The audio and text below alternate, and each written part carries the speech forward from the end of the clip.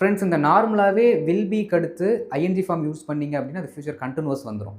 ஆனால் வில் பிக்கு அடுத்து V3 யூஸ் பண்ணிங்கன்னா அது சிம்பிள் ஃபியூச்சரை மட்டும்தான் சொல்லும். And at the same time அது ஒரு பாசிவ் வாய்ஸுங்க. நம்ம நார்மலாக என்ன ஒரு ஐடியா வச்சு பேசுகிறோமோ அந்த ஐடியாவில் மீனிங் வராது.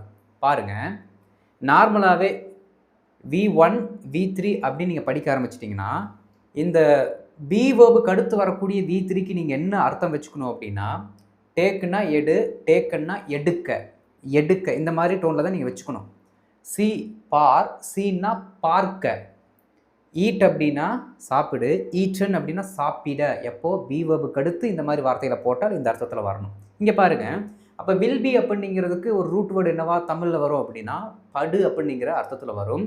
அதை சப்ஜெக்ட்டுக்கு ஏற்ற மாதிரி மாற்றணும் அப்படின்னா நீ அழைக்கப்படுவாய். ஃபார் எக்ஸாம்பிள் நான் சொல்கிறேன், நீ அழைக்கப்படுவாய். அப்போ யூக்கு படுவாய்னு வரும். அவன் அப்படின்னா படுவான், அழைக்கப்படுவான். அவள் அழைக்கப்படுவாள், அவர்கள் அழைக்கப்படுவார்கள், நாம் அழைக்கப்படுவோம், அது அழைக்கப்படும். இந்த மாதிரிலாம் என்ன பண்ணிக்கலாம், மீனிங் நம்ம எடுத்துக்கலாம். இதுதான் பேசிக். இதை நீங்கள் ஃபஸ்ட்டு புரிஞ்சுக்கணும்.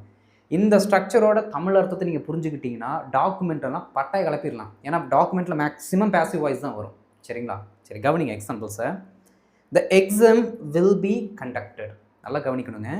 வில் பினா படும் அப்படிங்கிற அர்த்தத்தில் சொன்னோம். ஏன் அப்படின்னா த எக்ஸாம், எக்ஸாம் அப்படிங்கிறது இட்டுக்கு கீழே வரும். அப்போ படும் அப்படிங்கிற அர்த்தத்தில் எடுத்துக்குவோம். கண்டக்டட் அப்படிங்கிறது கண்டக்ட் அப்படிங்கிற வார்த்தையோட தேர்ட் ஃபார்ம். அப்போ நடத்த, நடத்தப்படும், தேர்வு நடத்தப்படும். முடிஞ்சு போச்சு. இவ்வளோதான் வில் பி ப்ளஸ் V3யோட வேலையே. அப்போ என்ன அர்த்தம் அப்படின்னா யாரோ ஒருத்தங்க இந்த ஆக்ஷனை செய்வாங்கன்னு அர்த்தம். புரியுதுங்களா? த எக்ஸாம் வில் பி கண்டக்டட்னா யாரோ ஒருத்தங்க நடத்துவாங்க. எக்ஸாமே தன்னைத்தானே நடத்தி கொள்ளாது. ஃப்யூச்சரில் நடக்க போகிற சம்பவத்தை நம்ம சொல்கிறோம். Okay, she will be selected soon. She will be selected soon. தேர்ந்தெடுக்கப்படுவாள். ஓகே, படு, ஷீ இருக்கனால வாள், தேர்ந்தெடுக்கப்படுவாள். அவள் விரைவில் தேர்ந்தெடுக்கப்படுவாள். அவள் விரைவில் தேர்ந்தெடுக்கப்படுவாள். I will be tortured by them. இங்கே யாரால் அந்த ஆக்ஷன் பண்ணப்படும்னு சொல்லிட்டோம். பை தெம்னா அவர்களால்.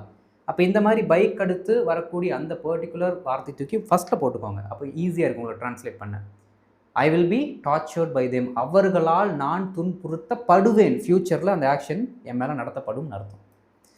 It will be completed tomorrow. It will be completed tomorrow. நாளை இது முடிக்கப்படும். எது முடிக்கப்படும்? என்னவோ ஒர்க்கு, அது முடிக்கப்படும். அவ்வளோதான். யார் முடிப்பாங்கன்னு போட்டிருக்கோமா? சொல்லவே இல்லை பாருங்கள். அந்த வேலையை மட்டும்தான் நம்ம பற்றி பேசணும். ரைட்? அடுத்த வருடம் இந்த வீடு கட்டப்படும். அடுத்த வருடம் இந்த வீடு கட்டப்படும். இதற்கு என்ன ஆன்சர் வரும் அப்படின்னு காமெண்ட்டில் போட்டுருங்க.